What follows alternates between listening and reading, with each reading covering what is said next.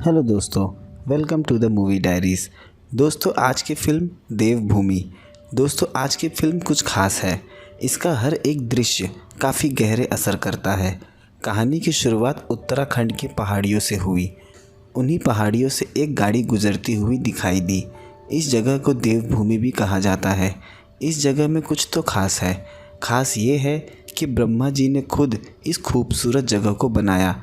उस गाड़ी में ड्राइवर उसे सारी बात बता रहा है, पर पिछले सीट पर बैठा राहुल उसकी बातों को शांत होकर बस सुने जा रहा था। उसकी खामोशी बता रही थी, शायद वो इस जगह को अच्छी तरह से जानता है। उसने गाड़ी एक जगह रुकवा दी क्योंकि उसे इस जगह कुछ अलग सा लगा। ड्राइवर ने बताया, यहाँ एक आपदा आई थी और सब कुछ बहाकर अपने साथ लेकर चली गई। लैंडस्लाइड सब कुछ अपने साथ बहाकर ले गई, पर इस आपदा में केदारनाथ मंदिर को एक खरोच भी नहीं आई। ये किसी चमत्कार से कम नहीं था। उसके बाद वो एक जगह उतर गया और वहाँ से जाने लगा। तभी उसके सर में ज़ोर का दर्द शुरू हुआ। कुछ देर के लिए वो ठहर गया। वहीं बैठे कुछ साधुओं को भिक्षा देकर वो गांव की तरफ बढ़ने लगा। उस गांव से हिमालय की पहाड़ियाँ साफ नज़र आ रही थी। वहाँ कुछ गांव की महिलाओं को जाते देख उसे काफ़ी अच्छा लगा। कुछ देर तो वहीं रुक उस अद्भुत नज़ारे का लुत्फ़ उठाने लगा। फिर उसने गांव में प्रवेश किया। वहीं बैठी दो लड़कियां, जिनके मन में ख्याल आया, आखिर कौन है ये अजनबी, पहले कभी देखा नहीं इसे। वहां से वो एक आश्रम में गया। वहाँ काफ़ी सारे शिष्य काफ़ी ऊंचे स्वर में मंत्रों का उच्चारण कर रहे थे। वो उस आश्रम के गुरु से मिला और कुछ दिन इस आश्रम में ठहरने की इच्छा जताई। राहुल केदारनाथ की यात्रा पर निकला है। गुरु ने उसे ठहरने की अनुमति दे दी।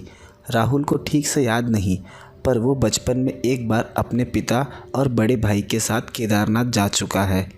गुरु ने उसे एक अतिथि की तरह सम्मान दिया। उनके पूछने पर राहुल ने बताया, वो 40 साल इंग्लैंड में रहा। वहाँ जीने के लिए काफ़ी संघर्ष है, जिसकी कोई कल्पना भी नहीं कर सकता। गुरु ने अपनी चिंता व्यक्त की। सारे नौजवान शहरों की तरफ भाग रहे हैं, कोई विदेश जा रहा है और गांव के गांव खाली हो रहे हैं। इस बात ने राहुल को भी सोचने पर मजबूर कर दिया। सुबह उठ वो उस जगह की सैर पर निकल गया। वहाँ लोग खेतों में अपने अपने काम में व्यस्त थे। फिर वो वहाँ की गलियों से गुजरता हुआ एक घर के पास जा पहुँचा। वहाँ एक महिला अपनी भैंस को नहला रही थी। राहुल को देख उसने अपने पति को आवाज़ लगाई। भीतर से एक शख्स निकला। दोनों एक दूसरे को देखते ही रह गए। यहाँ हमें पता चला ये शख्स राहुल का बड़ा भाई है। राहुल 40 साल पहले ही घर छोड़ चले गया था, पर बड़े भाई ने उसे पहचान लिया। उसे लगा शायद राहुल प्रॉपर्टी में हिस्सा लेने आया होगा, पर उसने कहा उसे कुछ नहीं चाहिए। राहुल के पिता की मौत काफ़ी पहले ही हो चुकी, पर उसके पिता ने उसे मरते दम तक माफ़ नहीं किया।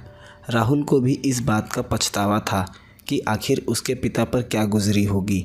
उसकी एक बहन भी थी, प्रिया, जिसकी बरसों पहले शादी हो चुकी। उसके बड़े भाई ने बताया, वो पिता का लिया हुआ कर्ज अब तक चुका रहा है। उसके भाई ने उसे भगौड़ा तक कह दिया, पर राहुल को उसकी किसी भी बात का बुरा नहीं लगा। यहाँ तक उसके भाई ने ये तक कह दिया कि उनके लिए वो बहुत पहले ही मर चुका। वो दोबारा से लौटकर कभी इस घर न आए। राहुल को दुख तो था, पर 40 सालों में काफ़ी कुछ बदल चुका है। वहाँ से लौटते वक्त उसकी नज़र एक छोटे से स्कूल पर पड़ी, जहाँ कुछ बच्चे प्रार्थना कर रहे थे। उसे ये देख काफ़ी अच्छा लगा। वहाँ एक टीचर थी, शांति। उन बच्चों को देख राहुल को काफ़ी अच्छा लगा, क्योंकि बचपन में वो यहीं पढ़ता था। कुछ पुरानी यादें फिर से ताज़ा हो गई। शांति का जन्म कश्मीर में हुआ, पर उसके दादाजी इसी गांव से थे। उस स्कूल में एक अनाथ बच्चा है, मुन्ना, जो शांति के साथ इसी स्कूल में रहता है। 2 साल पहले आए बाढ़ में उस बच्चे का पूरा परिवार बह गया। उनसे मिलकर राहुल को काफ़ी खुशी हुई। रात गुरु ने उसे पहचान लिया कि वो राहुल नेगी है, जो 40 साल पहले इस गांव को छोड़ चला गया था। जब उसके यहाँ वापस आने की वजह पूछी तो उसने बताया, जल्द ही उसके आँखों की रोशनी चली जाएगी। डॉक्टर्स ने भी जवाब दे दिया, इसका कोई इलाज नहीं। और फिर उसने सोचा, बस एक आखिरी बार अपने गांव और हिमालय का रुख कर लिया जाए। यहाँ पता चला कि राहुल एक माया नाम की लड़की से प्यार करता था, पर शादी से पहले ही भाग गया। इस पर माया के पिता ने उसे श्राप दे दिया कि उसकी आंखों की रोशनी चली जाए। शायद ये वही श्राप है। दूसरे दिन वो अपने दोस्त बलबीर के घर आया, पर उसे देख बलबीर को यकीन ही नहीं हुआ।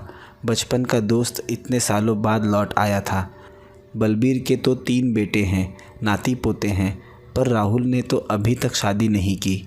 बलबीर ने कहा अगर वो इस गांव से चला जाए तो उसके लिए अच्छा होगा, क्योंकि उसके आने से इस गांव का माहौल काफ़ी ख़राब हो चुका है। लोग उसके बारे में तरह तरह की बातें करने लगे हैं। गांव के लोग उसे खूनी मानते हैं। ये सुन राहुल चौंक गया, क्योंकि उसने तो कभी किसी का खून नहीं किया। वो राहुल को अपने साथ ले गया। उसने पत्थर के नीचे से एक कपड़े को निकाला जिसमें एक हंसिया लपेटा हुआ था। ये हंसिया 40 साल पुराना था। ये वही हंसिया था जिससे राहुल ने अपने पिता पर हमला किया था गांव छोड़ने से पहले। पिता घायल हो गए थे। शायद उसने ये सब नासमझी में किया था, पर आज उसे अपनी किए हुए गलतियों का एहसास है। उस दिन को याद कर वो काफ़ी दुखी हो गया कि आज उसके पिता ज़िंदा नहीं, वरना उनसे माफ़ी मांग वो अपने किए का पश्चाताप कर लेता। यहाँ स्कूल में एक लड़की बैठी काफ़ी रो रही थी। नाम है आशा। उसकी उम्र सिर्फ 17 साल है, पर उसके घर वाले बिना उसके मर्जी के उसकी शादी करवाना चाहते हैं। पर वो कॉलेज जाकर अपनी पढ़ाई पूरी करना चाहती है। शांति उसे चुप करवाने में लगी थी। आशा उसके स्टूडेंट्स में से एक थी। तभी वहाँ राहुल आ गया। उसने आशा को रोते हुए देखा तो वजह पूछ लिया। शांति ने उसे सारी बात बताई। राहुल ने बताया पहाड़ों में लड़कियों की ज़िंदगी काफ़ी मुश्किल भरी रही है। यहाँ तक कि उसकी माँ और बहन कभी स्कूल नहीं गए। पर उसने शांति को काफ़ी सराहा कि वो तो एक पढ़ी लिखी और इंडिपेंडेंट लड़की है। हम देखते हैं आशा के शादी का दिन आ गया। हम उसके चेहरे पर एक मायूसी साफ देख पाते हैं। शादी में नाच गाने की आवाज़ राहुल को आश्रम तक सुनाई दे रही थी, पर उसे तो पहले ही गांव वाले नापसंद करते हैं, इसलिए वो इस मामले में दखल नहीं दे सकता।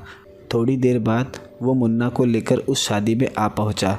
वहाँ शांति भी आई थी।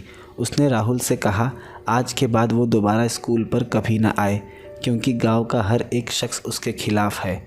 और कुछ पेरेंट्स ने तो अपने बच्चों को भी स्कूल भेजने से मना कर दिया। इस बात के लिए उसने राहुल से माफ़ी भी मांगी कि ना चाहते हुए भी उसे ये करना पड़ रहा है, पर राहुल उसकी बात समझ गया। वो दोबारा कभी स्कूल के आसपास भी नहीं दिखाई देगा। रात वो वहीं रुककर नाच देखने लगा। वहाँ बैठे कुछ लोग राहुल को काफ़ी नफ़रत भरी नज़र से देख रहे थे। वो नाचने वाली लड़की को देख अपनी पुरानी यादों में कहीं खो गया। शायद वो यादें उसकी प्रेमिका माया की थी। शायद वो भी एक नाचने वाली थी। तभी उसके सर में ज़ोर का दर्द होने लगा। आँखों के सामने अंधेरा सा छा जाता। रात आश्रम में एक बुरे सपने से उसकी नींद खुल गई। सुबह वहाँ से गुजरते वक्त उसने देखा आशा की डोली जा रही थी। वो राहुल को देख रोने लगी। शायद वो जानती थी कि वो उसकी तकलीफ़ को महसूस कर सकता है। वो गांव की दूसरी तरफ गया। वहाँ एक महिला फसल की कटाई कर रही थी। उसे देख वो महिला उसके पास आई। ये कोई और नहीं, उसकी बहन प्रिया थी। वो देखते ही पहचान गई। उसे उम्मीद थी कि एक दिन वो ज़रूर लौटकर आएगा। सारा गांव उससे नफ़रत कर रहा था, पर प्रिया उसे देख खुशी से भर गई। भाई बहन का रिश्ता ही कुछ ऐसा है। वो उसे अपने घर लेकर गई। उसके 2 बेटे हैं जिनकी शादी हो गई। दोनों बाहर ही काम करते हैं। उनके पत्नी बच्चे यहीं हैं। ये सब देख राहुल काफ़ी भावुक हो गया। इन 40 सालों में कितना कुछ बीत गया। काफ़ी खूबसूरत पल खो दिए उसने। काश वक्त में पीछे जाकर अपनी गलतियों को सुधार पाता। प्रिया के पति आर्मी में थे, तो पेंशन अभी भी आती है, जिससे घर का खर्चा चल जाता। सरकार ने उसे ज़मीन देने का वादा किया था, पर आज तक ज़मीन मिली नहीं। बस एक ज़मीन मिल जाती तो उसमें खुद की फसल उगा पाती, वरना दूसरों के खेतों में काम करके उन्हें आधी फसल देनी पड़ती है। राहुल ने कहा उसके सेविंग में कुछ पैसे पड़े हैं और अब उसे उन पैसों की कोई ज़रूरत नहीं। वो चाहे तो उन पैसों से खुद के लिए ज़मीन ले सकती है, पर प्रिया ने पैसे लेने से इनकार कर दिया। वहाँ अपनी बहन के परिवार को देख उसे खुशी हुई और सोचने लगा अगर वक्त पर शादी की होती तो उसका भी एक परिवार होता। पर पैसे कमाने की भाग दौड़ में इस कदर उलझा कि घर बसाने की फुर्सत ही नहीं मिली। तभी उसके सर में फिर एक जोर का दर्द उठा। रात प्रिया ने उसे एक आयुर्वेदिक घोल बना कर दिया जिससे शायद उसके सर का दर्द कम हो जाए। 40 साल वो ऐसे गायब रहा जैसे उसे हवा निगल गई हो। गांव में कई अफवाह भी फैली कि राहुल मर गया होगा। वो खुद को बदलकर एक अलग ही इंसान बनाने की दौड़ में लग गया, पर ऐसा हो नहीं पाया। वो सभी पुरानी यादें उसे अक्सर नोचती रही। उसने माया के बारे में पूछा। प्रिया ने बताया वो गांव से दूर एक झोपड़े में रहती है। राहुल के जाने के बाद उसने शादी भी नहीं की और पागल हो गई। उसके परिवार ने भी उसे ठुकरा दिया। ये सुन राहुल को काफ़ी दुख हुआ। यहाँ से जाने पर न जाने कितनी ज़िंदगियाँ उजड़ गई और न जाने कितनी उम्मीद टूट गई। जब प्रिया दिया लेकर जाने लगी तो राहुल ने उसे मना कर दिया। शायद आज भी वो अंधेरे से डरता है। दूसरे दिन राहुल चलते हुए उस झोपड़े के बाहर आ गया जहाँ माया रहती है, पर उसकी हिम्मत नहीं हो रही कि आखिर वो माया का सामना कैसे करेगा। बाहर एक लड़की थी जो माया की देखभाल करती है। पूछने पर उसने बताया माया भीतर है। वो भीतर उसके पास गया। उसने बताया कि बहुत जल्द मेरी आंखें चली जाएगी। उसे देख माया ज़ोर ज़ोर से चिल्लाने लगी। मतलब लोगों की बातें सही थी। वो अपना मानसिक संतुलन पूरी तरह से खो चुकी है। उसे इस तरह से देख वो बाहर आ गया। उसे एहसास हुआ कि उसने 40 सालों में पैसों से ज़्यादा पाप इकट्ठा कर लिए। इस बात की गवाही उसके आंखों से बहते आंसू दे रहे थे। रात वो अपने दोस्त बलबीर के साथ बैठ शराब पीने लगा। माया की इस हालत ने उसे पूरी तरह से झकझोर दिया था। दूसरे दिन वो फिर से माया के घर के पास गया, पर हिम्मत नहीं हुई मिलने की, इसलिए वो वहीं दूर से वापस लौट गया। रात पंचायत बैठी थी। उसमें उसका बड़ा भाई भी था। सामने राहुल बैठा उनकी बातें सुन रहा था। उन्हें फैसला करना था कि राहुल को इस गांव से निकाल दिया जाए, क्योंकि 40 साल पहले इसी शख्स ने अपने पिता को जान से मारने की कोशिश की थी। नसीब अच्छा था कि वो बच गए। राहुल ने सफाई देते हुए कहा कि वो अपने पिता पर हमला नहीं करना चाहता था, पर वो उस वक्त गुस्से में था और गलती से ये सब हो गया, क्योंकि उसके पिता एक नाचने वाली से उसकी शादी नहीं होने देना चाहते थे। पंचायत ने कहा इससे खानदान की नाक कट जाती, क्योंकि माया एक निचली जाति की लड़की थी जो नाच गाकर अपना गुजारा करती। ऐसी लड़की से शादी करने की मंजूरी परिवार कभी नहीं देता, और राहुल ठहरा राजपूत खानदान का, तो ये बिल्कुल नामुमकिन था। इसी छोटी सोच की वजह से राहुल को तत्काल ही गांव छोड़कर भाग जाना पड़ा। वहीं पास बैठा शख्स कहने लगा कि राहुल को अपनी गलतियों का एहसास है। गड़े मुर्दे उखाड़कर कोई फ़ायदा नहीं, उसे माफ़ कर देना चाहिए। राहुल का दोस्त बलबीर भी उसके साथ ही खड़ा था। बलबीर ने कहा इसी गांव में और भी लड़के हैं जिन्होंने विदेश जाकर विदेशी लड़कियों से शादी कर ली। तब तो किसी ने उनकी जात पात न पूछी। यहाँ सभी के मुंह पर ताले लग गए। यहाँ राहुल ने खुद कह दिया वो नहीं चाहता कि उसकी वजह से गांव का माहौल ख़राब हो, इसलिए कल सुबह की पहली किरण के साथ वो ये गांव छोड़ देगा। सुबह हम देखते हैं गांव के बाहर पेड़ से एक लड़की की लाश लटकी थी। ये लाश किसी और की नहीं, आशा की थी। वो अपनी शादी से नाखुश थी, इसलिए उसने आत्महत्या कर ली। राहुल ने जब ये खबर सुनी तो वो वहीं रुक गया। अभी कुछ दिन ही बीते थे उसकी शादी हुए। शांति भागती हुई आशा के घर आई। उसकी लाश देख फूट फूट कर रोने लगी, पर उसके भाई ने घर की किवाड़ बंद कर दी और आशा की मौत का जिम्मेदार शांति को ठहरा दिया, क्योंकि उसे लगता है पढ़ाई का भूत उसने ही आशा के दिमाग में डाला था। आशा को अंतिम विदाई दी गई। राहुल भी उनके पीछे पीछे गया और शरीर जलने तक वहीं खड़ा रहा। अब उसके सर का दर्द दिन पर दिन बढ़ने लगा। रात जब शांति स्कूल में मुन्ना के साथ सो रही थी, तभी आशा का भाई अपने दोस्त के साथ वहां आ गया और स्कूल को आग लगा दी। शांति किसी तरह मुन्ना को लेकर बाहर आ गई। कुछ ही मिनट में पूरा स्कूल आग की चपेट में आ गया। दूसरे दिन जाने से पहले राहुल आखिरी बार शांति से मिलने आया, पर स्कूल जल के राख बन चुका था। उसके साथ उसका दोस्त बलबीर भी था। शांति वहाँ की साफ़ सफाई कर रही थी। शांति ने कहा, बस उन्होंने स्कूल ही जलाया है, उसकी हिम्मत नहीं जला सके और वो इस जगह को छोड़कर कहीं नहीं जाएगी। आशा पहली लड़की नहीं जिसके साथ ऐसा हुआ। राहुल शांति को देख काफ़ी भावुक हो गया। वो आखिरी बार मुन्ना से मिला। उसके पूछने पर राहुल ने बताया वो यहाँ से दूर जा रहा है, बहुत दूर, जहाँ पृथ्वी और स्वर्ग साथ मिलते हैं। उसने जाते वक्त कहा, अपनी टीचर का ख्याल रखना। राहुल ने स्कूल को फिर से बनाने में अपने सारे पैसे लगा दिए और वहाँ से खाली हाथ अपने सफ़र पर निकल गया। कहा जाता है कि जब उससे मिलने जाना तो खाली हाथ ही जाना, क्योंकि वही आखिरी और वही अंत है। उसके थोड़े वक्त बाद हम शांति और मुन्ना को केदारनाथ में देखते हैं। शायद वो राहुल को ही तलाश कर रहे थे। राहुल उन्हें ऊंचाई पर बैठा हुआ दिखाई दिया। वो अब देख नहीं सकता, पर चेहरे को छूकर पता चल गया कि वो मुन्ना है। और राहुल ने कहा, मैं इसी जगह की बात कर रहा था। यही वो जगह है जहाँ पृथ्वी और स्वर्ग साथ मिलते हैं।